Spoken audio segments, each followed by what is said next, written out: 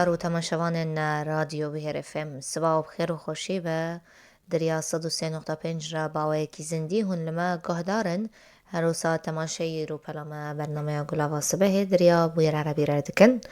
باشه هفدیتنی جه برنامه گلاوا سبه دسپیکا برنامه کو وک هر چهارشم چیروکا کردکی سرکفتی ام بوهره تینن یان جوره تینن سر اکرانن بویر فیمی و بوهره پار فتکن ایروژی می بحثا جوانکی کرد بکن که 19 سالن جه باجار گیرکلگی یه روژاوای کردستانیه که به ناو خواه دریس محمد علیه که کاری لیستکا یان لیستکا کیک بوکسینگ ده کار دکه و گلک گردنین زیرین یان میدالیان خلات دوی آلی داور گرتنا نهاجیش خواه نروجه دمینه دریا تلفونی را اما پیرس في صحبتي بكن وجرد بيجن روش باش روش باش روش باش گلکس باش بو درفته بريز دريس دسبيكي اما بپرسن که چاوا و پیواجویا خواه یا کوچبری در باز کرو هنکی دانان سینک بچوک جی لسر جیانوه بله ناوی مدیس محمد علیا از سپاسیا قناتا بویرتم اف درفت دامن از گرگل گیما از ای 4 ساله از کوچبری اروپا بوم از در باسی وی لعبه کیک بوکسین هز سوری بوم دلیم ده بو از در باسی کیک بوکسین بوم حوكا حلم بوجمرة من قالك تشوفان من تابعا في كيك بوكسين يذكر درفت نتكت يدا از خلويدي بسجلينم از ببلش ما نادية بشتير دركت ما أوروبا خد تعالى ولو حظ مرشي كرز جهدا إقامة كتن على بيمدا إقامة ستان بله از إقامة شلو مستان از بلشي ما في كيك بوكسيني يعني بچوكاني دا حس کرنا ویلی سکیل جمتا هي شو ما مستا من قلت بچوكاني دا تجوي كاري حزكه بله مش بشوشكاني من قالكي ممتعة كيك بوكسين يذكر بشوشكاني وولد دلي مدى هبو متجوزي بما تشتاق إن شاء الله از ما ظنبم بس در فترة كانت دا الرجابة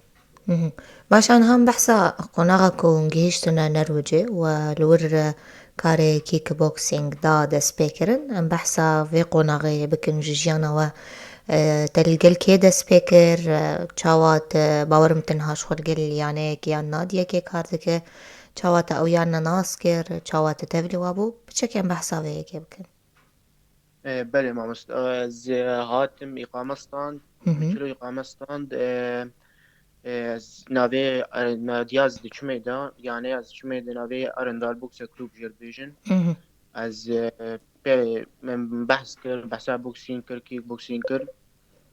جو نادي هيا ناديا ارندال بوكس كلوب جيربيجن هفالي مواقو هناك كرد هبون رابوكا مقو دفيز بلشم ما تشوف مجربة معجبان نادي معجبة واز دسبيك نفتكي جا صالي دبو صالة 2020 يكو تمنية توي چاقب چوكوشي لاتحاد قبول كرن يعني افليسك تمنجر ندس نشان كري يعني كي جان تمن بچه دويان چاوي نا اف ليستك كيجا تمن ب 3 سالي 4 سالي شي مشكلة نينا كم هناكي بحثا فيليستكي بكن وك بيناصي كي اندا ناسينكي سروي مناس بكن افلي ستيك جيت بيجن كيك بوكسين اف كيك يعني لنقا استخدامتكن بوكسين دستا استخدامتكن افج همج ملاكمة يجي قوين ترى وش كاراتيجي وش تايكواندوجي افيا هري قوينة يعني مش هاس سيشاركا قوين ترى اف خاصة فصالة تالي قالك بيش كت يومنا ودنك بوا نهال قل في يعني فينا ديتا دس بكري راهنان كرنا وتدريبات وبروفين وشاوا درباس بن قالوا كسن كورد يعني لسكوان كورد نافود هنا كرد نا كرد ناد دویانه مدد نه کردنی از یکی ما استنی کردم بله کردن نه دوا درسان ديان يا دوان تدريبات ودا راح ينكرنا وشوا در باست قرن بحسايب بله د و تمرینه مدا ام اسبوعی هفتیه چار جاران ام یاریه دکن پشتی مدرسه از تیم از چنته خود دین مالی از چنته خود نادیه دم ملیوها و از دچما نادیه بله و روجا مثلا بله و نزیک بطوله به بریو ده هیوا ام گلکی تعبین شخو هرورو ام قد تعبین بس هر دو هيفي بري بطولة ام قجاز كن ام روجي دجارة صبحي و ايفارا ام دليزة باشا افيانيا ويانيك فرمية رسمية الودر النروجي وكريداي كودرية بلي يعني هري فرمية ياسس آستان الوي سر آستا أوروبا يا فرمية ام بطولة أوروبي ليزن وهي ضمن النرويج ده بطولة جدر فيجي هنا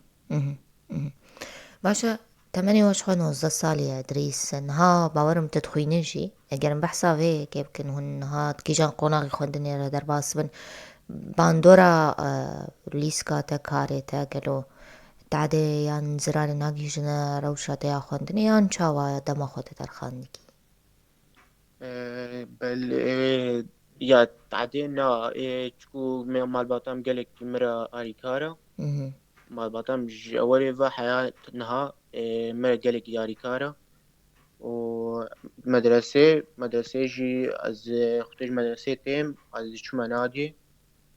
و مال باتام جي مرا أريكارا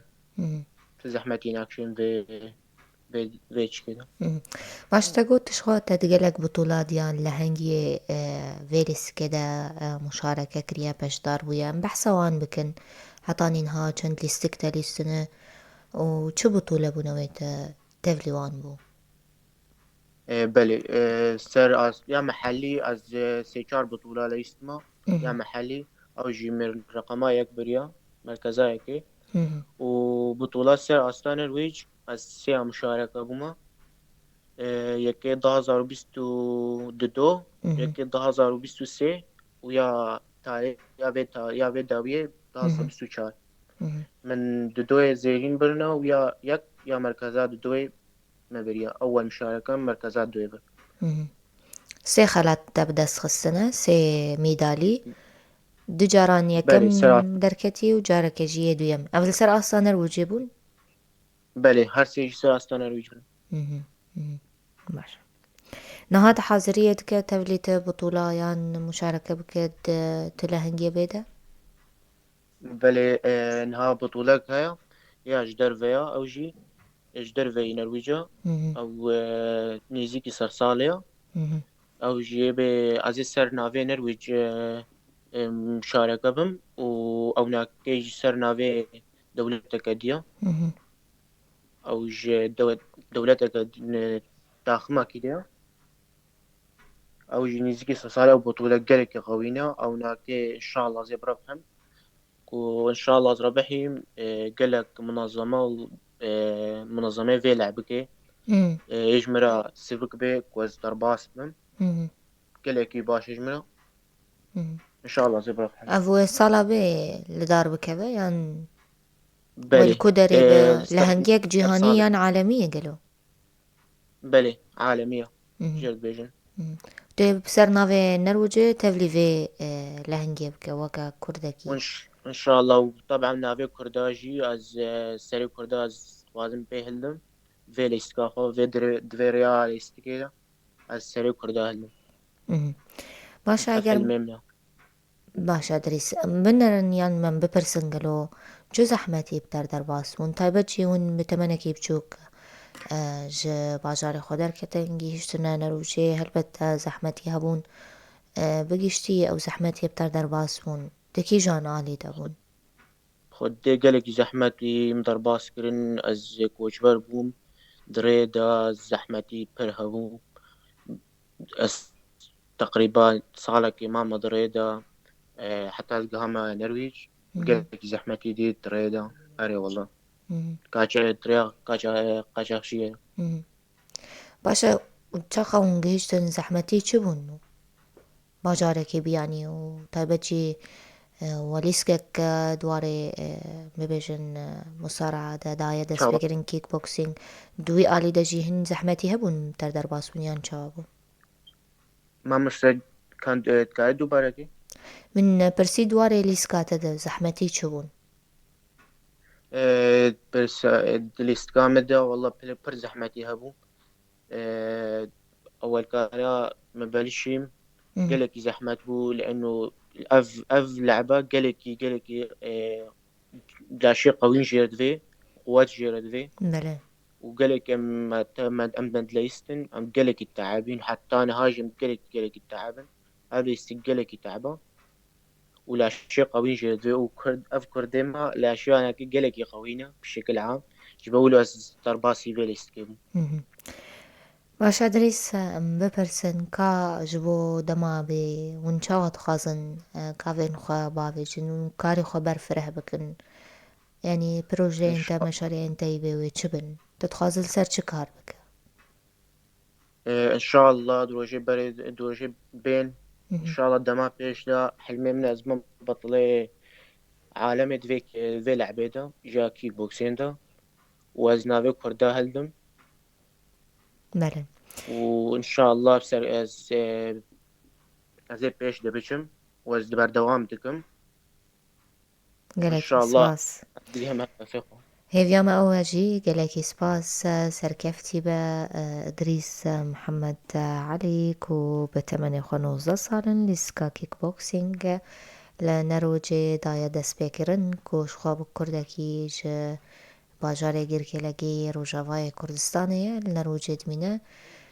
pêvajoyek divê lîstikê de daye destpêkirin ku gelek xelat jî di lehengên ne wî bajarê de wergirtine gelekî spas guhdar û şopînerên me berdewam in sêr ku birç piştî vê navberê dûr neçin